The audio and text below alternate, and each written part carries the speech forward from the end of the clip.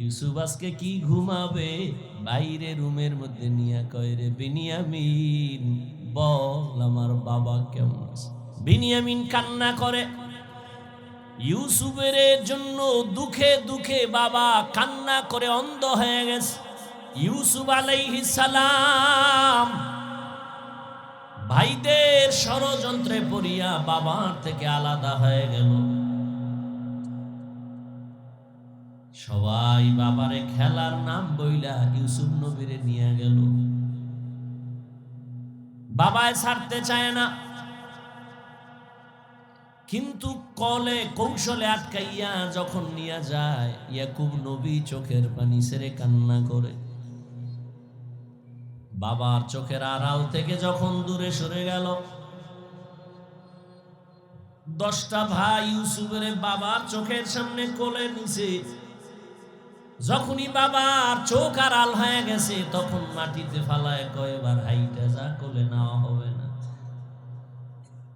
নিতে নিতে জঙ্গলের ভেতরে এক ভাই মারে, আর এক ভাইরে কয়বার তুই মার। ওই ভাইদের মধ্যে যিনি বড়, তার নাম ইয়াহুদা।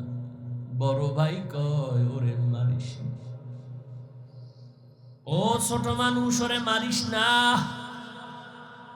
ইউসুফ বড় ভাইয়ের দিকে তাকায় আর কাঁদে। ওরা মারে আর কয় তোরে এখন মারতেছি, তোর কোন বাবায় ফিরাবে। যখন বড় ভাই বাধা হয়ে দাঁড়ায় গেল, অন্য ভাইরা কয় তোমারও মারব। ভাই চুপ হয়ে গেছে। কূপের কিনারায় নিয়ে জামা খুলিয়া যখন ইউসুফের রশি দিয়া বাঁধে ভিতরে ফালাবে কূপের মধ্যে, ইউসুফ নবীরে যখন ফালায় অন্ধকার ময়লা পানির ভেতরে, আমার আল্লাহ বরদাস্ত করতে না পেরে বলে জিবরাইল যাও, আমার ইউসুফের বস্ত্র যেন না খুলে জান্নাতি একটা জামা নিয়ে পরায়া দাও, আর নিচে পাথর দেও, ময়লা পানি যেন ইউসুফের গায়ে স্পর্শ না করে। ইউসুফ পাথরের উপরে দাঁড়ায় যাবে। ওরা রশি দিয়া বেঁধে যখন ভেতরে ছাড়ছে, কিছু দূর যাওয়ার পরে উপর দিয়ে রশি কেটে দিয়েছে। হাম কইরা পইরা পাথরের উপরে ইউসুফ দাঁড়ানো, জান্নাতি জামা পরা, আর আলো তো লাগবে না। ইউসুফ নবীর চেহারায় পুরা অন্ধকার, খুব আলো হয়ে গেছে। শুনিদা কায় বুয়াদ মানন্দে দিদা তোরা দিদা ও ইউসুফ শুনিদা। সবাই চলে গেল। কৃত্রিম রক্ত লাগায় বাবারে ধোকা দিছে, আপনারা জানেন। বাবাই তো বুঝে ফেলছে, আল্লাহ স্বপ্ন যোগে আগেই জানায় দিছে এই ষড়যন্ত্র চলে। বাবাই বলে না 10 ভাইয়ের কারণে ষড়যন্ত্র। সবাই আনন্দে আছে, ইউসুফের তো বাগে খেয়ে ফেলছে, কিন্তু ফাঁকে ফাঁকে ফাঁকে ফাঁকে 9 ভাই আর খবর নেয় না। বড় ভাই ফাঁকে ফাঁকে যায় খবর নেয়। হালকা পাতলা নাস্তা নিয়ে ইউসুফের রশি দিয়ে ভেতরে দেয়। হঠাৎ একদিন আইসে দেখি কূপের মধ্যে ইউসুফ নাই। ওই ব্যবসায়ীরা আইসে রে বালতি নিয়ে পানি উঠাবে, ইউসুফের পায়ে নিয়ে গেছে, কাফেলার মধ্যে নিছে। বড় ভাই পাগলের মতো হয়ে গেল, কই আমার ইউসুফ গেল। অন্য ভাইদের ডাক দিছে, আয় তাড়াতাড়ি, ইউসুফ তো কূপে নাই। মায়া বুঝানোর জন্য ওদের বলছে, কিন্তু ওরা যে ষড়যন্ত্র করবে তাও তো জানছে। বড় ভাইয়ের অন্তরে মায়া, এক পর্যায়ে তো তারে ইউসুফের নিয়ে গেল মিশরে। বিশাল ইতিহাস। আল্লাহ তাআলা একটা সূরা নাজিল করছেন, সূরা ইউসুফ।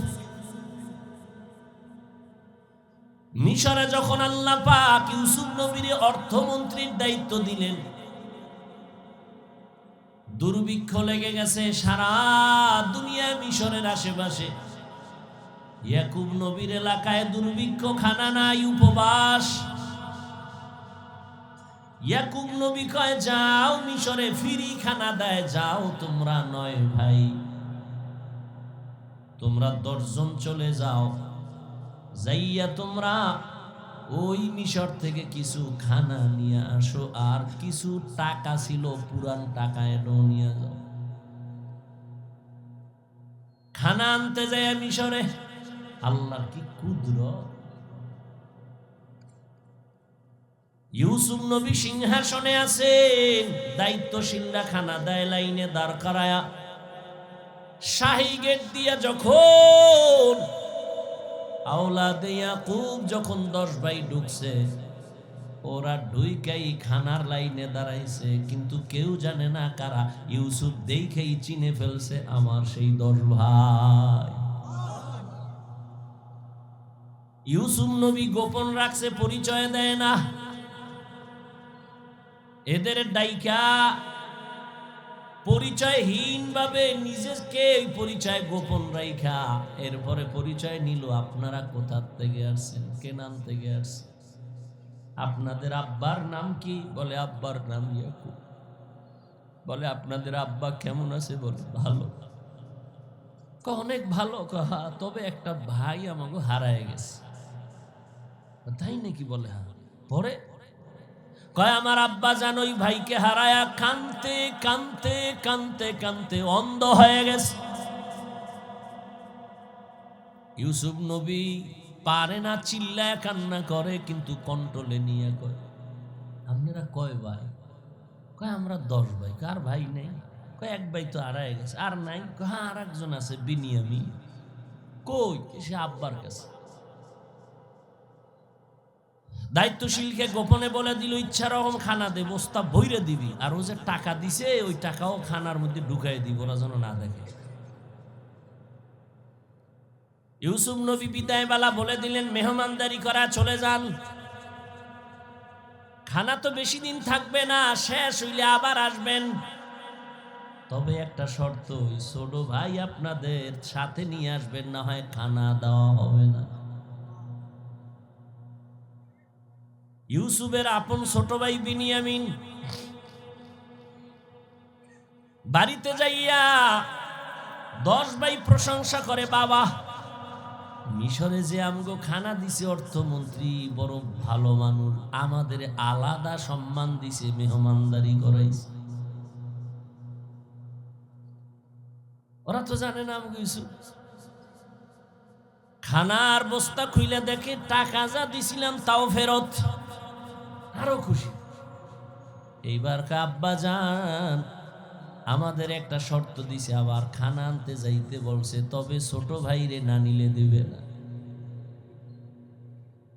বাবায় বলে একটারে নিয়ে 250, এটারও ছাড়ো। ইতিহাস বড় করুন। খানা যখন শেষ হয়ে গেল, এবার বিদায় বেলা বাবার সাথে ওয়াদা দিছে এই ভাইরে আর হারাবো না, দাও। এইবার বিনিয়ামিনের নিয়া 11 ভাই মিশরে রওনা।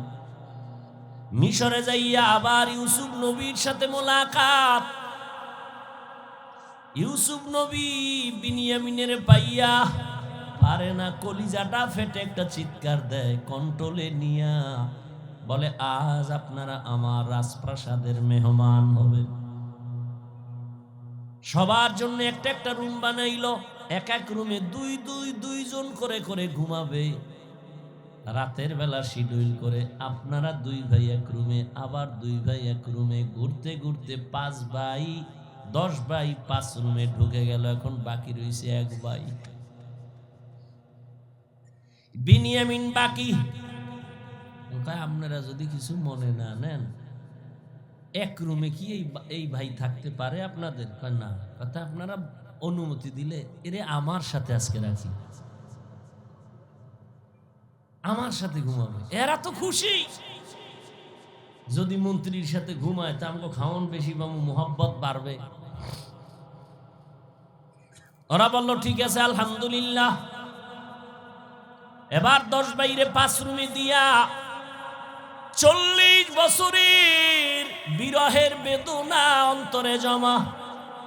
দীর্ঘ 40 বছর পর্যন্ত ভাই বিনিয়ামিন রে দেখে না, বাবা ইয়াকুবরে দেখে না। ইউসুফ আজকে কি ঘুমাবে? বাইরে রুমের মধ্যে নিয়ে কয়, রে বিনিয়ামিন বল আমার বাবা কেমন আছে? বিনিয়ামিন কান্না করে, ইউসুফের জন্য দুঃখে দুঃখে বাবা কান্না করে অন্ধ হয়ে গেছে। এক পর্যায়ে ইউসুফ নবী কৌশল অবলম্বন করে বিনিয়ামিনের সাথে গোপনে সব খোঁজ খবর নিয়া বিনিয়ামিন রে ছাড়বে না, কৌশল কইরা বিনিয়ামিন রে রাখার জন্য ইউসুফ নবী রেডি হলেন। ভাইরা আমার, 10 বাইরে আবার খানা দিয়া বিদায় করেছেন। ইউসুফ নবী বিনিয়ামিনকে রেখে দিলেন। নিয়ম অনুযায়ী একটা কৌশল করেছেন, ওটি বলার সময় নাই। শেষ পর্যায়ে পরিচয় ইউসুফ দিয়া কয়, আমারে চিনবা না, আমি তোমাদের সেই হারানো ভাই ইউসুফ। কান্নাকাটির এক অবস্থা, বলে আজ আমি তোমাদের উপরে কোনো প্রতিশোধ নিব না, যাও আমার বাবারে সালাম জানাও, আর আমার একটা জামা আছে জামাটা নিয়ে যাও। আমার আব্বা জান অন্ধ, ওই জামাটা আমারে আল্লাহ জান্নাত থেকে পাঠাইছেন, কূপের মধ্যে যে জামা পরছিলাম ওই জামাটা নিয়ে যাও, আর আমার আব্বাজানের চোখের মধ্যে লাগাইলে আব্বাজানের অন্ধ চোখ ভালো হয়ে যাবে।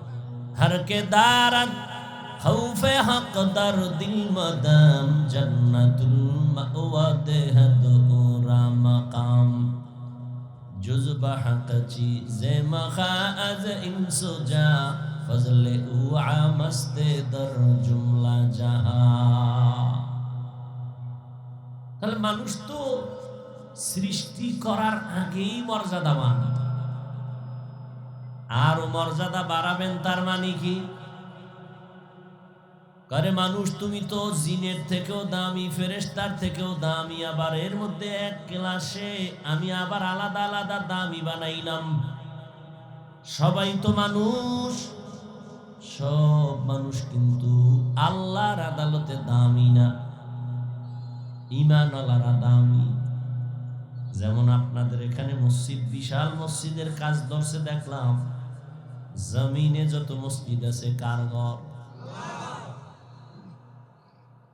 সব মসজিদ গুলো আল্লাহর ঘর, কিন্তু বাইতুল্লাহর মতো দামি একটাও নাই। আছে?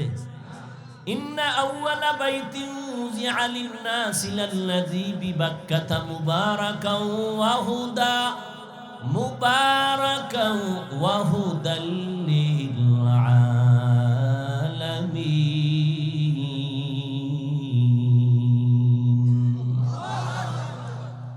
সব মসজিদ কার ঘর? বাইতুল্লাহর সমান? কেমন বাইতুল্লাহ, যে বাইতুল্লাহর এরিয়ায় যদি বলে আল্লাহ 1,00,000 বার আল্লাহ বলার সওয়াব। আমাদের বরিশালে মসজিদ করছে, মানুষ দেখতে যায়। টাঙ্গাইলে মসজিদ করছে, মানুষ দেখতে যায়। মহিলারাও যায়, গিয়া ছবি ভিডিও করে, কিন্তু নিমক হারামেরা নামাজ পড়ে না। বাইতুল্লাহ এমন একটা ঘর, যে ঘরটার দিকে শুধু তাকায় থাকবে, শুধু সওয়াব আর সওয়াব। মসজিদের দিকে তাকায় থাকলে সওয়াব। আর সব মসজিদ কার ঘর? বাইতুল্লাহ কি? এটাও আল্লাহর ঘর। সব সমান? ঠিক তেমনি ভাবে আপনাদের এলাকায় কুকুর আছে নি? কার মখলুক? বলেন না কেন? কিন্তু এই কুকুরগুলো সব আল্লাহর মখলুক। এর মধ্য থেকে ওই কুকুর দামি, যে আসহাবে কাহাফের সাথে সম্পর্ক আছে, ওটা দামি। নবী বলেন ওই কুকুর জান্নাতে যাবে। কিন্তু এর মধ্যে সুলাইমান নবীর সাথে যে পিপিলিকার সম্পর্ক, এটা দামি। রহমতের নবী বলেন ওই পিপিলিকা জান্নাতে যাবে। গরু আছে না? গরু সব আল্লাহর মখলুক। তবে মুসা নবীর সাথে যে গাভীর সম্পর্ক, এটা দাম বেড়ে গেছে, জান্নাতে যাবে। জমিনে উটনি, উট আল্লাহর মখলুক। তবে রহমতের নবী যে উটে সফর করেছে, ওই উটের দাম বেড়ে গেছে, জান্নাতে যাবে। সালেহ আলাইহিস সালাম আল্লাহর কাছে দোয়া কইরা পাহাড়ের মধ্য থেকে যে উটনি চাইছেন, ওটাও জান্নাতে যাবে। সবাই তো মানুষ, কিন্তু আল্লাহ যাদের ঈমান দান করবেন তারা জান্নাতে যাবে।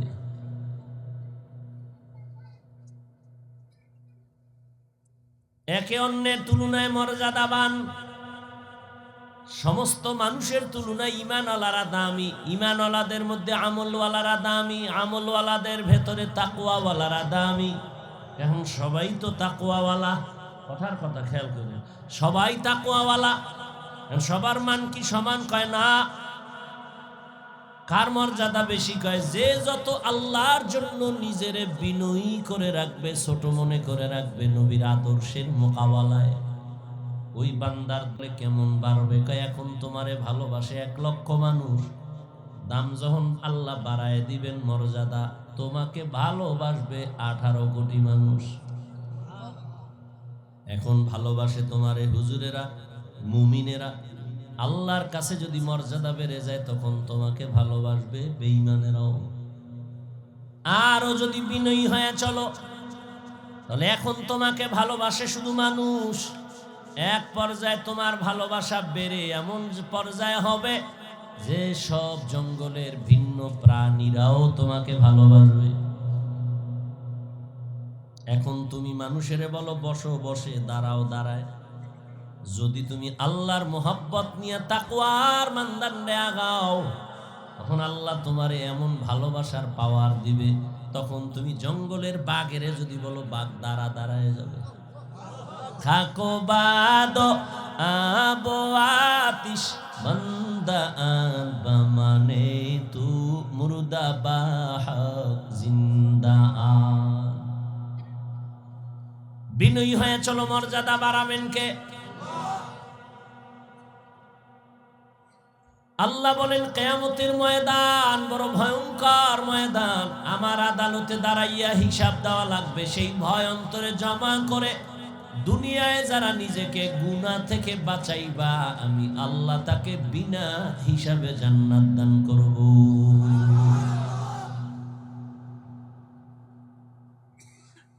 আল্লাহর আদালতে দাঁড়াইয়া হিসাব দেওয়ার ভয় কেন? দুনিয়ার সব আদালতেই তো ভয়। সামান্য ওসি সাহেব ডাক দিলে ঘুম হারাম হয়ে যায়। আদালতে তারিখ আছে, মামলার হাজিরা আছে, আগের রাত্র থেকে ঘুম নাই, খানা নাই। আল্লাহর আদালত আরো বড় কঠিন হবে। আল্লাহর আদালত বড় ইনসাফের আদালত হবে। জমিনটা হবে কিয়ামতের মাঠ। আরাফার ময়দান বাইতুল্লাহর থেকে একটু পার্শ্বে আরাফাতের ময়দান হবে, আল্লাহর বিচারালয়, আদালত। নারী আর পুরুষ সব উলঙ্গ দাঁড়াবে কিয়ামতের মাঠে। আম্মা জান আয়েশা রাদিয়াল্লাহু আনহা বলেন, ইয়া রাসূলুল্লাহ, লজ্জা কি করবে না? আল্লাহর নবী বলেন, লজ্জা করবে দূরের কথা, কেউ কারো দিকে তাকাবারও হুঁশ হবে না। বিজ্ঞানীরা বলে জমিন থেকে 9,30,00,000 মাইল উপরে সূর্য। যদিও একটা কাঁচা মিছা কথা, কারণ সূর্যের কিনারায় পৃথিবীর কেউ যেতে পারে না, পারবেও না। এতটা তাপ, এরপরেও যদি ধরে নেই 9,30,00,000 মাইল উপরে সূর্য, ওই সূর্যটার একটা মুখ নিচে দেওয়া, দিনের বেলা গরম, রাতের বেলা তো সূর্য নাই, তারপরও কেন গরম লাগে? কেন ফ্যান চলে? রহমতের নবী বলেন, এই সূর্যটা কিয়ামতের দিন মাথার উপরে নেমে আসবে। আল্লাহ বলবে, সূর্য তোর যত তাপ আছে জমিনে ছেড়ে দে। রহমতের নবী বলেন, সূর্যের গরমে মাটির জমিনটা পুড়িয়া তামা হয়ে যাবে। লোহা হবে না কেন? স্বর্ণ হবে না কেন? সূর্যের গরমে পুড়িয়া রূপা হবে না কেন? স্বর্ণের মধ্যে, রূপার ভেতরে, তামার মধ্যে, পিতলের মধ্যে, লোহার মধ্যে ওই গুণটা নাই, তামার মধ্যে যে গুণটা আছে। লোহার একটা বড় অংশের এক মাথা গরম হলে ভিন্ন মাথা গরম হবে না, স্বর্ণের এক অংশ গরম হলে ভিন্ন অংশ গরম হবে না। কিন্তু তামা এমন একটা ধাতু যার যে কোনো একটা অংশ গরম হলে পুরাটাই গরম হয়ে যাবে। অন্যদিকে নবী বলেন জাহান্নামের আওয়াজ, জাহান্নামের আওয়াজ বলবে, হে আল্লাহ, গুনাহগার গুলো কই, তাড়াতাড়ি আমার পেটে দাও, আমার ক্ষুধা। এদিকে আমার আল্লাহ রাগান্বিত হয়ে আওয়াজ দিবেন, হুঙ্কার দিবেন, লিমানিল মুলকুল ইয়াউম লিল্লাহিল ওয়াহিদিল কাহ্হার। আল্লাহ পাকের রাগান্বিত কুদরতি গর্জনে পুরা হাসরের ময়দানটা থরথর করে কেঁপে উঠবে। কতটা ভয়ঙ্কর যে নবীদের কোনো গুনাহ নাই, আছে? সমস্ত নবীরা, আম্বিয়ায়ে কেরাম, নবী রাসূলরা মাসুম, আর সমস্ত সাহাবায়ে কেরাম হলেন মাহফুজ। কোন নবীদের গুনাহ নাই। সেই নবীরাও কান্না শুরু করবেন। আদম নবী কাঁদবেন, মুসা নবী কান্না করবেন, ঈসা নবী কান্না করবেন। উপায় কি হবে আমার? এবার বুঝেন কতটা ভয়ঙ্কর হবে কিয়ামতের ময়দান। ইয়াউমা ইয়াফিরুল মারউ মিন আখিহি ওয়া উম্মিহি ওয়া আবিহি ওয়া সাহিবাতিহি ওয়া বানিহি। কেউ কারো আপন বলে পরিচয় দিবে না। সবাই একে অন্যের থেকে ভেগে যাবে, ভাই ভাইয়ের থেকে ভাগবে, ভাই ভাইয়ের পরিচয় দিবে না।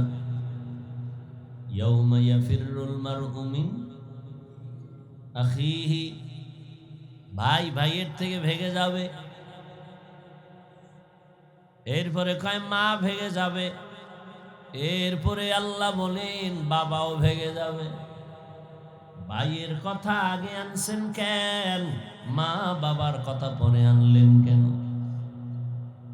ওই দুনিয়াতে ভাই ভাইয়ের জন্য জীবন দেয়, আর কেউ দেয় না। বড় ভাই, বাবা বুড়া, মা বুড়া, লেখাপড়া বাদ দিয়া কয় কাজে নেমে গেলাম। যদি আমি লেখাপড়া করি মা বাবার কষ্ট হবে, খরচ দিবে কেমনে? বড় ভাই বড় শিক্ষিত হওয়ার স্বপ্ন বাদ দিয়া মা বাবার খেদমতে চলে গেল, কাজ করে, আর কয় আমার ছোট ভাইরে মানুষ বানাই, আমি কাজ করে করে ছোট ভাইয়ের খরচ দিব। ছোট ভাইরে কষ্ট করে করে মানুষ বানাইছে, কিন্তু বহু ছোট ভাই, বড় ভাই মানুষ হইতে পারে না, শিক্ষিত না হয় ছোট ভাইরে বানাইছে। ছোট ভাই এখন চাকরি করে, বড় ভাইয়ের খবর নেয় না। নাই? ঈদের সময় এখন বিয়া কইরা কত আনন্দ, চাকরি করে, টাকার অভাব নাই। একই জায়গার এক পার্শ্বে বড় ভাইয়ের ছোট একটা ভাঙা ঘর, বড় ভাইয়ের ভাঙা ঘর, আর ছোট ভাইয়ের ঘরটা ছাদ দেওয়া বিল্ডিং। ঈদের বাজার লইয়া যখন গোপনে ঘরে আইয়া স্ত্রীরে কয় জামা কাপড়গুলো সন্তানেরে দাও, তুমি না। বড় ভাই তো জানালা দিয়া তাকায় দেখছে ছোট ভাই আসছে, কিন্তু বড় ভাই রে জিগায় না। বাচ্চারে কি আর কন্ট্রোলে রাখা যায়? ও দৌড় দিছে, কাকা আসছে। দৌড়াইয়া গিয়ে দেখে ওর চাচতো ভাই নতুন জামা পইরা কত আনন্দ করে। ও একটা দৌড় দিয়া কয়, আব্বু আমারে জামা দিবা কবে? বাবা এই কথা শুই না চোখের পানি ছেড়ে কান্না করে, আর বুকে জড়ায় কয়, বাবা কাঁদিস না, আল্লাহ যেদিন তৌফিক দিবে সেদিন তোরে জামা কাপড় দিবে। এমন নিমক হারাম বড় বাইরে জিগায় না, কোনো খোঁজ খবর নেয় না, কিন্তু বড় ভাই বাবার সমতুল্য, এত দূরে দূরে রাখে বড় ভাইরে। ছোট ভাই হঠাৎ করে রাতে 3টায় টেলিফোন আসছে, কে তুমি? বলে ভাইয়া আমি তোমার ছোট ভাই। এই রাত্রে কেন ফোন? আমারে চৌরাস্তায় একদল গুন্ডারা আমারে ধরছে।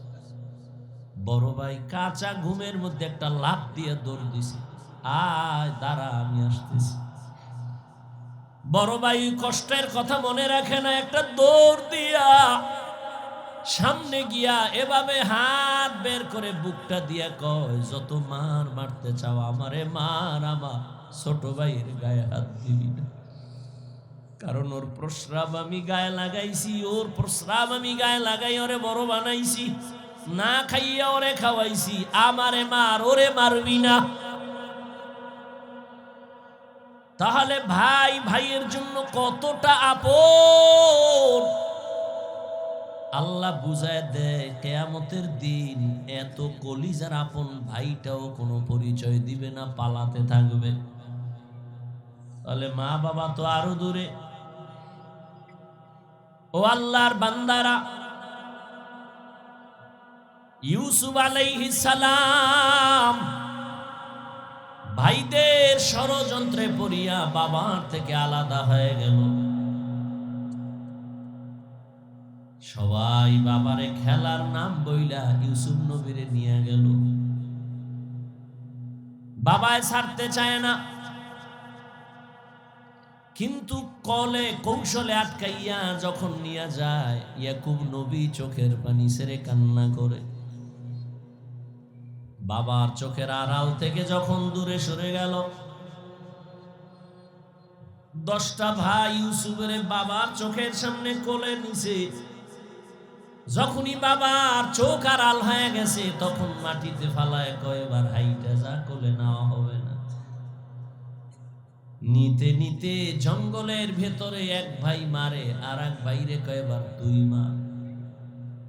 ওই ভাইদের মধ্যে যিনি বড়, তার নাম ইহুদা। বড় ভাই কয়, ওরে মারিস না, ও ছোট মানুষ, ওরে মারিস না।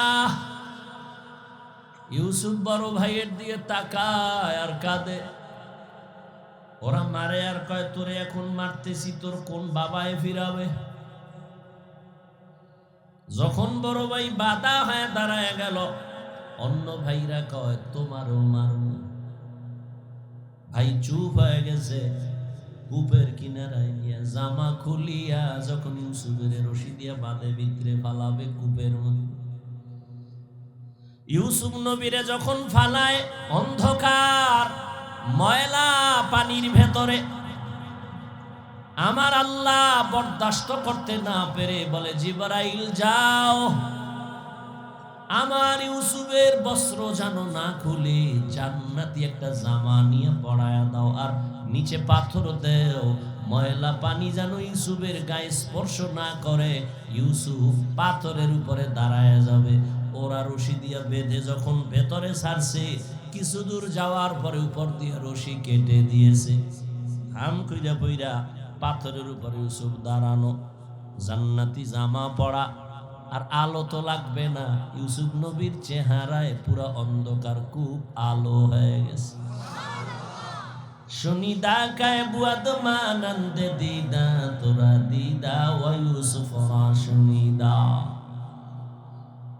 সবাই চলে গেল। কৃত্রিম রক্ত লাগায় বাবারে ধোকা দিছে, আপনারা জানেন। বাবায় তো বুঝে ফেলছে, আল্লাহ স্বপ্ন যোগে আগেই জানায় দিছে এই ষড়যন্ত্র চলে। বাবায় বলে না 10 ভাইয়ের কারণে ষড়যন্ত্র। সবাই আনন্দে আছে, ইউসুফের তো বাগে খেয়ে ফেলছে, কিন্তু ফাঁকে ফাঁকে ফাঁকে ফাঁকে 9 ভাই আর খবর নেয় না। বড় ভাই ফাঁকে ফাঁকে যায়, খবর নেয়। হালকা পাতলা নাস্তা নিয়ে ইউসুফের রশি দিয়া ভেতরে দেয়। হঠাৎ একদিন আইসে দেখি কূপের মধ্যে ইউসুফ নাই। ওই ব্যবসায়ীরা আইসে রে বালতি নিয়ে পানি উঠাবে, ইউসুফের পায়া নিয়ে গেছে, কাফেলার মধ্যে নিছে। বড় ভাই পাগলের মতো হয়ে গেল, কই আমার ইউসুফ গেল? অন্য ভাইদের ডাক দিছে, আয় তাড়াতাড়ি, ইউসুফ তো কূপে নাই। মায়া বুঝানোর জন্য ওদের বলছে, কিন্তু ওরা যে ষড়যন্ত্র করবে তাও তো জানছে। বড় ভাইয়ের অন্তরে মায়া, এক পর্যায়ে তো তারে ইউসুফের নিয়ে গেল মিশরে। বিশাল ইতিহাস। আল্লাহ তাআলা একটা সূরাই নাজিল করছেন, সূরা ইউসুফ। মিশরে যখন আল্লাহ পাক ইউসুফ নবীর অর্থমন্ত্রীর দায়িত্ব দিলেন, দুর্ভিক্ষ লেগে গেছে সারা দুনিয়া মিশরের আশেপাশে। ইয়াকুব নবীর এলাকায় দুর্ভিক্ষ, খানা নাই, উপবাস। ইয়াকুব নবী কয়, যাও মিশরে ফ্রি খানা দেয়, যাও তোমরা 9 ভাই, তোমরা 10 জন চলে যাও, যাইয়া তোমরা ওই মিশর থেকে কিছু খানা নিয়ে আসো, আর কিছু টাকা ছিল পুরান টাকা, এটাও নিয়ে যাও। খানা আনতে যায় মিশরে। আল্লাহর কি কুদরত! ইউসুফ নবী সিংহাসনে আছেন, দায়িত্বশীলরা খানা দেয় লাইনে দাঁড় করায়া। শাহী গেট দিয়া যখন আওলাদে ইয়াকুব যখন 10 ভাই ঢুকছে, ওরা ঢুইকাই খানার লাইনে দাঁড়াইছে, কিন্তু কেউ জানে না কারা। ইউসুফ দেখেই চিনে ফেলছে আমার সেই 10 ভাই। ইউসুফ নবী গোপন রাখছে, পরিচয় দেয় না। এদের ডাইকা পরিচয়হীন ভাবে নিজেকে পরিচয় গোপন রাইখা এরপরে পরিচয় নিল, আপনারা কোথা থেকে আসছেন, কেনান থেকে আসছেন, আপনাদের আব্বার নাম কি? বলে আব্বার নাম ইয়াকুব। বলে আপনাদের আব্বা কেমন আছে? বলে ভালো। অনেক ভালো। তবে একটা ভাই আমাকে হারায় গেছে। তাই নাকি? বলে হ্যাঁ। পরে কয়, আমার আব্বা জান ওই ভাইকে হারায়া কানতে কানতে কানতে কানতে অন্ধ হয়ে গেছে। ইউসুফ নবী পারে না, চিল্লায় কান্না করে, কিন্তু কন্ট্রোলে নিয়ে কয়, আপনারা কয় ভাই? কয় আমরা 10 ভাই। কার ভাই নেই? কয় এক ভাই তো হারায় গেছে। আর নাই? হ্যাঁ আর একজন আছে, বিনিয়ামিন। কই? সে আব্বার কাছে। দায়িত্বশীলকে গোপনে বলে দিল, ইচ্ছা রকম খানা দে, বস্তা বইরে দিবি, আর ও যে টাকা দিছে ওই টাকাও খানার মধ্যে ঢুকাই দিব, ওরা যেন না দেখে। ইউসুফ নবী বিদায় বেলা বলে দিলেন, মেহমানদারি করা, চলে যান। খানা তো বেশি দিন থাকবে না, শেষ হইলে আবার আসবেন। তবে একটা শর্ত, ওই ছোট ভাই আপনাদের সাথে নিয়ে আসবেন, না হয় খানা দেওয়া হবে না। ইউসুফের আপন ছোট ভাই বিনিয়ামিন বাড়িতে যাইয়া 10 ভাই প্রশংসা করে, বাবা মিশরে যে আমগো খানা দিছে অর্থমন্ত্রী বড় ভালো মানুষ, আমাদের আলাদা সম্মান দিছে, মেহমানদারি করাইছে। ওরা তো জানে না আমগো ইউসুফ। খানার বস্তা খুইলে দেখে টাকা যা দিছিলাম তাও ফেরত, আরো খুশি। এইবার আব্বা জান আমাদের একটা শর্ত দিছে, আবার খানা আনতে যাইতে বলছে, তবে ছোট ভাইরে না নিলে দিবে না। বাবায় বলে, একটারে নিয়ে 250, এটারও ছাড়ো। ইতিহাস বড় করুন। খানা যখন শেষ হয়ে গেল, এবার বিদায় বেলা বাবার সাথে ওয়াদা দিছে, এই ভাইরে আর হারাবো না, দাও। এইবার বিনিয়ামিনের নিয়া 11 ভাই মিশরে রওনা। মিশরে যাইয়া আবার ইউসুফ নবীর সাথে মোলাকাত।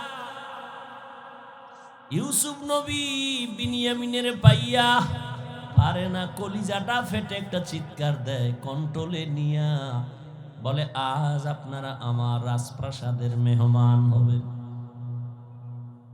সবার জন্য একটা একটা রুম বানাইলো, এক এক রুমে 2 জন করে করে ঘুমাবে। রাতের বেলা শিডিউল করে, আপনারা 2 ভাই এক রুমে, আবার 2 ভাই এক রুমে, ঘুরতে ঘুরতে 5 ভাই 10 ভাই 5 রুমে ঢুকে গেল। এখন বাকি রয়েছে 1 ভাই বিনিয়ামিন বাকি। আপনারা যদি কিছু মনে না নেন, 1 রুমে কি এই ভাই থাকতে পারে আপনাদের? না, কথা আপনারা অনুমতি দিলে এরে আমার সাথে আজকে রাখি। আমার সাথে ঘুমাবে। এরা তো খুশি। যদি মন্ত্রীর সাথে ঘুমায় তা আমাকে খাওয়ান বেশি পাবো, মোহাব্বত বাড়বে। ওরা বলল ঠিক আছে আলহামদুলিল্লাহ। এবার 10 বাইরে 5 রুমে দিয়া 40 বছরের বিরহের বেদনা অন্তরে জমা। দীর্ঘ 40 বছর পর্যন্ত ভাই বিনিয়ামিন রে দেখে না, বাবা ইয়াকুবরে দেখে না। ইউসুফ আজকে কি ঘুমাবে, বাইরে রুমের মধ্যে নিয়ে কয় রে বিনিয়ামিন বল আমার বাবা কেমন আছে। বিনিয়ামিন কান্না করে। ইউসুফের জন্য দুঃখে দুঃখে বাবা কান্না করে অন্ধ হয়ে গেছে। এক পর্যায়ে ইউসুফ নবী কৌশল অবলম্বন করে বিনিয়ামিনের সাথে গোপনে সব খোঁজ খবর নিয়া বিনিয়ামিন রে ছাড়বে না, কৌশল কইরা বিনিয়ামিন রে রাখার জন্য ইউসুফ নবী রেডি হলেন। ভাইরা আমার, 10 বাইরে আবার খানা দিয়া বিদায় করেছেন। ইউসুফ নবী বিনিয়ামিনকে রেখে দিলেন। নিয়ম অনুযায়ী একটা কৌশল করেছেন, ওটি বলার সময় নাই। শেষ পর্যায়ে পরিচয় ইউসুফ দিয়া কয় আমারে চিনবা না, আমি তোমাদের সেই হারানো ভাই ইউসুফ। কান্নাকাটির এক অবস্থা। বলে আজ আমি তোমাদের উপরে কোনো প্রতিশোধ দিব না, যাও আমার বাবারে সালাম জানাও, আর আমার একটা জামা আছে জামাটা নিয়ে যাও। আমার আব্বা জান অন্ধ, ওই জামাটা আমার আল্লাহ জান্নাত থেকে পাঠাইছেন, কূপের মধ্যে যে জামা পরছিলাম ওই জামাটা নিয়ে যাও, আর আমার আব্বাজানের চোখের মধ্যে লাগাইলে আব্বাজানের অন্ধ চোখ ভালো হয়ে যাবে। আর আব্বাজান রে সহ আম্মারে নিয়া তোমরা এইবার সব আমার আমন্ত্রণে মেহমান হয়ে এখানে চলে আসবা। আল্লাহ তাআলা 40 বছর পেরিয়ে যাওয়ার পর মা বাবা ভাইদেরকে মিশরে পৌঁছায় দিলেন। এরে আল্লাহর গোলাম, এই ভাই ভাইয়ের জন্য যে কত মায়া কত মোহাব্বত, কিন্তু এমন দুনিয়াতে আসলাম যে ভাই ভাইকে জবাই করে এই দুনিয়াতে আমরা আসছি। জানি না মইরা গেলে আমগো ভবিষ্যৎ আর কত খারাপ হয়। কিয়ামতের ময়দানে ভাই ভাইয়ের থেকে আলাদা হবে, মা আলাদা হবে, বাবা আলাদা হবে, বন্ধু বন্ধুর থেকে আলাদা হবে। আল্লাহ বলেন ওই দিনের ভয় অন্তরে জমা কর। অন্তরে ওই ভয় জমা করিয়া যদি গুনাহ থেকে নিজেরে বাঁচাও, আমি ওয়াদা করলাম তুমি বিনা হিসাবে জান্নাতি। हर के दारत खौफे हकदार दिल मदाम जन्नतुल मावा देहद ओ रामकाम। এই ভয়ের নাম খৌফ, এই ভয়ের নাম খশিয়া, এই ভয়ের নাম তাকওয়া। এই ভয়টা জন্মলগ্ন থেকে পাওয়া যায় না, এটা অর্জন করা লাগে। এই ভয় বা তাকওয়া কোথায় তুমি পাইবা? বলে লিকুল্লি শাইইন মা'দিনুন আ মা'দিনুত তাকওয়া কুলুবুল আরিফিন। ভালো ভালো জিনিস রাখার গোডাউন আছে, তাকওয়ার গোডাউন হলো আল্লাহর প্রিয় বান্দাদের কলব। আল্লাহর আরিফিন যারা, তাদের কলব হলো তাকওয়ার গোডাউন। তারা নেক নজর দিবে আর তোমার কলবে তাকওয়ার পাওয়ার ডুববে। এটাকে বলে তাওয়াজ্জুহ। কারণ আল্লাহর প্রিয় বান্দা যারা, আল্লাহর বন্ধু যারা, এদের চোখে পাওয়ার আছে, এদের কলবে পাওয়ার আছে। এই পাওয়ার আল্লাহ দান করেন, তাকওয়ার কারণে দান করেন। কোরআনে এই পাওয়ারের নাম ফুরকান, হাদিসে এই পাওয়ারের নাম হলো ফেরাসাত।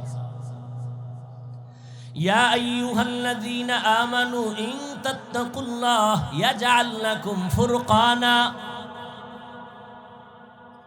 মুমিন তাকওয়ার উপরে মুজাহাদা করো, আল্লাহ দয়া করে তোমাকে ফুরকান নামের পাওয়ার দান করবেন। মা মা'নাল ফুরকান হুয়া নূরুম মিন ইলাহি। আল্লাহর দেওয়া একটা নূরের আলো, ওই আলোটা যখন পাবে, ওই আলো দিয়া মা ফুররিকা বিহি বাইনাল হাক্কি ওয়াল বাতিল, আল্লাহর দেওয়া নূরের আলো দিয়া হক বাতিল আলাদা করে বান্দা হকের দিকে অগ্রগামী হয়ে যাবে। قال رسول الله صلى الله عليه وآله وسلم اتقوا فراسة المؤمن فإنه ينظر بنور الله। আল্লাহর ওলি যারা, আল্লাহর প্রিয় গোলাম যারা, তাদেরকে আল্লাহ ফেরাসাতের পাওয়ার দান করেন। তোমরা সাবধান হে উম্মত, তুমি জীবনে যা দেখবা না, আল্লাহর প্রিয় বান্দা তাদের এই ফেরাসাতের পাওয়ার দিয়া অনেক কিছু দেখবেন, আল্লাহর নূরের আলো দিয়া। অতএব তাদের নেক নজর লাগাও তো অন্তরে ভয় চলে আসবে, তাকওয়া চলে আসবে। আর ভয় আসলেই গুনাহ থেকে বাঁচা সহজ হবে। একটা সন্তান মা বাবাকে ভয় করে, তার প্রমাণ মা বাবার সামনে সন্তান অন্যায় করে না, কেন? শাস্তির ভয়। একটা ছাত্র শিক্ষকের ভয় করে, প্রমাণ বলে শিক্ষকের সামনে অন্যায় করে না, কেন? শাস্তির ভয়। ঠিক এই দুনিয়ায় যেই বান্দা আমার আল্লাহকে ভয় করবে, ওই বান্দা গলায় ছুরি লাগাবে, কোনোদিন দাড়ির মধ্যে ছুরি লাগাবে না। এটা সম্ভব কখন? যখন তাকওয়া আসবে, আল্লাহর ভয়। দেখেন, এখানে আমরা সবাই মুসলমান। আপনার আল্লাহ আমার আল্লাহ দুই না এক? কোরআন, কাবা, ধর্ম, কালেমা, নবী, হাদিস, দুনিয়াতে আসছি সিস্টেম, কাফন তিনটা, তাও কালার, সব এক। কবরের সাইজ, কবরের প্রশ্ন তিনটা, সব এক। আপনার আল্লাহ আমার আল্লাহ এক, নবী এক, কোরআন এক, কাবা এক, ধর্ম এক, কালেমা এক, কাফন এক, কালার এক, কবরের সাইজও এক, কবরের প্রশ্ন তাও এক। আপনি আল্লাহ চিনেন, নবী চিনেন, কোরআন চিনেন, হাদিস চিনেন, ইসলাম চিনেন, তা আপনাকে বয়ান করব কেন? ওরা আল্লাহ চিনে না, কোরআন বুঝে না, ইসলাম বুঝে না, ওদের বয়ান করব কখন? হায়াতের শেষ হয়ে গেল, মুসলমানের পিছনে দৌড়াইতে দৌড়াইতে, দিন নাই রাত নাই, ফজরের পরে বয়ান, জোহরের পরে বয়ান, আসরের পরে বয়ান, মাগরিবের পরে বয়ান। কুত্তাও এরম দৌড়ায় না যেই পরিমাণ আমরা দৌড়াই। শুধু আমি, হাজার হাজার আলেমরা দৌড়ায় আপনাদের পেছনে। তাবলীগদের মেহনত, পীর মাশায়েখের মেহনত, জুমা, এরপরেও আমল নামা শূন্য। মহামারী গজবের করোনা দিয়াও তোমার ঘাড় সোজা হয় নাই, তুমি এখনো গাঞ্জা খাও। মা বাবার সাথে বেয়াদবি, আলেমের সাথে বেয়াদবি, শিক্ষকের সাথে বেয়াদবি, সমাজের মুরব্বীদের সাথে বেয়াদবি। কত ঘাট তেরা তুমি। করোনায় তোমার সামনে কত লাশ হয়ে গেল যুবক, ছাত্র জনতার আন্দোলনে লাশ যুবক, পানির নিচে যুবক লাশ, গাড়ির তলে চাকার নিচে যুবকের লাশ। এরপরও তোমার লাজ হলো না, লজ্জা হলো না। কারণ কি রে বাবা? কপাল যদি পুইরা যায়, আমি হাফিজুর রহমান কেন, মক্কা মদিনার ইমাম কেন, রসুলেও যদি বয়ান করে কপাল খুলে না। যেই রসুলের এক নজর দেখলে ক্ষুধা থাকে না, কেমন মায়ার নবী, সেই নবীকে টানা 13 বছর দেখলো। কত বড় বেঈমান যে 13 বছর বয়ান শুনলো, দেখলো কালেমা পড়ে না। আর অন্যদিকে একটা 27 বছরের যুবক তরবারি নিয়ে দৌড়ায় নবীকে জবাই করবে। নবীর সামনে আইসা চেহারা দেখাই তরবারি ফালায় বলে, নবী আমারে কালেমা পড়ায় দেন। কয় বছরের যুবক? 13 বছর বেঈমান, নবীরে দেখাও কালেমা পড়ে না, আর নবীকে জবাই করতে আইসা কালেমাওয়ালা হয়, এর নাম কফাল। অতএব যতদিন পর্যন্ত আল্লাহর আযাবের ভয় অন্তরে আসবে না, ততদিন গুনাহ ছাড়তে পারবা না। এবং আল্লাহর ভয় ততদিন অন্তরে আসবে না যতদিন পর্যন্ত ওলিয়া উলিয়ার নেক নজর নিবা না। ওলিয়া উলিয়ার নেক নজর না নিলে তাকওয়া আসবে না। কিন্তু যেই সোরারা ওলিয়া উলিয়া মানে না, এগু উপায় কি? নাই এরম কেউ বলে আমরা ওলি মানি না, আউলিয়া মানি না? নাই। আল্লাহর জাতের কসম, ওয়াল্লাহি বিল্লাহি তাল্লাহি, আল্লাহর কসম একবার, আল্লাহর কসম দুইবার, আল্লাহর কসম তিনবার। যারা বলে আমরা ওলি মানি না, আউলিয়া মানি না, তিনবার কসম করে বললাম, ওরা কোরআন মানে না, বুখারী শরীফ মানে না, ওরা ভণ্ড, ওরা বাতিল। ওদের যারা ভণ্ড বলে না তারাও ভণ্ড।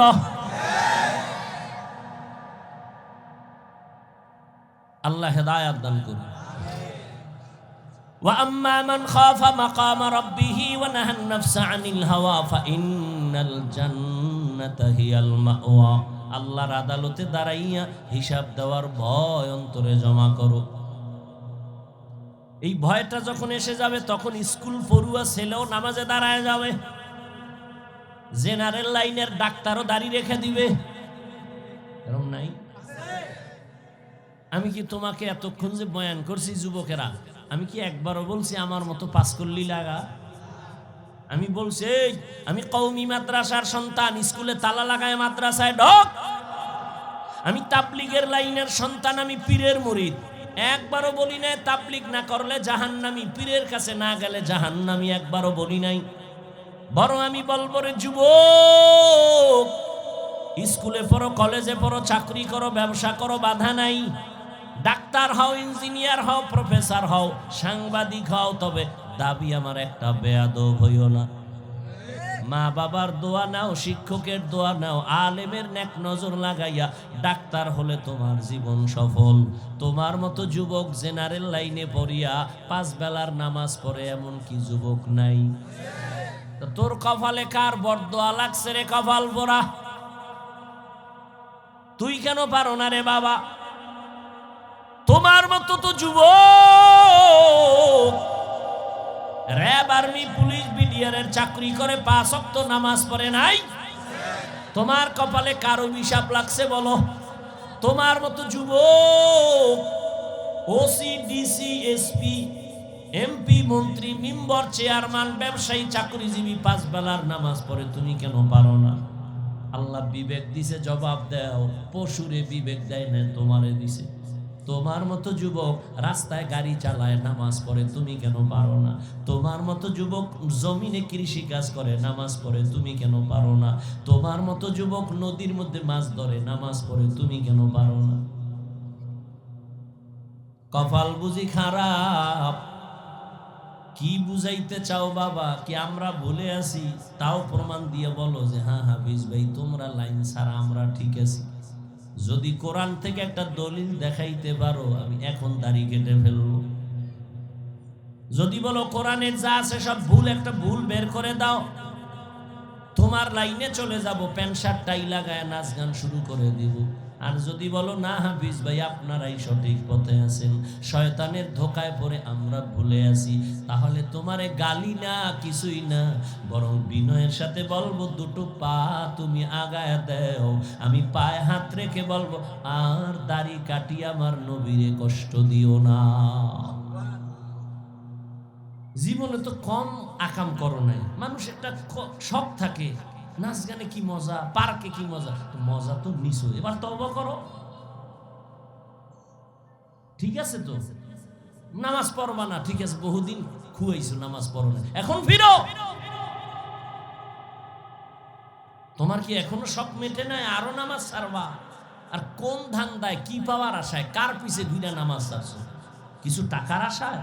কার পিছে ঘুরো? ও তো চান্দাবাজ আর ধান্দাবাজ। যার পিছে ঘুরো ও তো স্বার্থে আঘাত লাগলে দল থেকে নাম কাটবে না, লিখে রাখ, কল্লা কেটে ফেলবে, লিখে রাখ। ও তো চান্দাবাজ, ও তো ধান্দাবাজ। ওর পিছনে ঘুরে নামাজ ছাড়ছ, ওর পেছনে ঘুরে দাড়ি কেটেছ।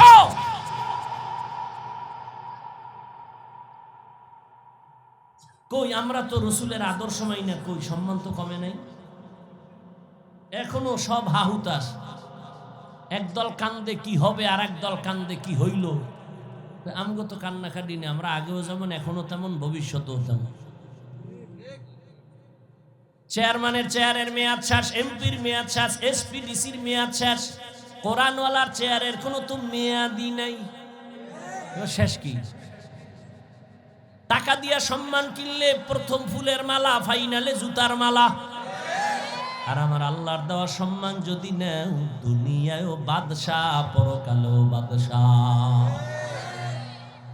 হেদায়াতের মালিক আল্লাহ। কপালের বয়ান করছিলাম, কার কপাল ওমরের মতো, কার কপাল আবু জাহালের মতো জানা নাই। এখনো বলবো, বিনয়ের সাথে তওবা করে নেও। মনের এতটুকু বুঝাও রে মান, জীবনে তো কম দাড়ি কাটলি না, জীবনে তো কম নামাজ সারলাম না। আমার মতো তোমার মতো যুবক জেনারেল লাইনে থাইকে যদি নবীর আদর্শ মানে, তুমি কেন পারবা না? এখন থেকে তওবা করো, মরিয়া গেলে আর নামাজ সারবা না, দাড়ি কাটবা না, বেপরদায় চলবা না। মা বাবার দোয়া নিয়া, শিক্ষকের দোয়া নিয়া, উলামায়ে কেরামের পরামর্শ নিয়া, নবীজির আদর্শ মেনে চলবো। তওবা করার মতো যদি নিয়ত হয়, মুনাফিকি না থাকে, খাঁটি তওবার নিয়তে দুটো হাত আল্লাহকে দেখায়া দাও। আয় আল্লাহ, হাতগুলো কবুল করে নেন, তওবা কবুল করে নেন। তওবার উপরে মজবুত হইয়া, উলামায়ে কেরামের পরামর্শ নিয়া, মা বাবার দোয়া, শিক্ষকের দোয়া নিয়া, নবীর আদর্শে চলার তৌফিক দান করেন, আমিন।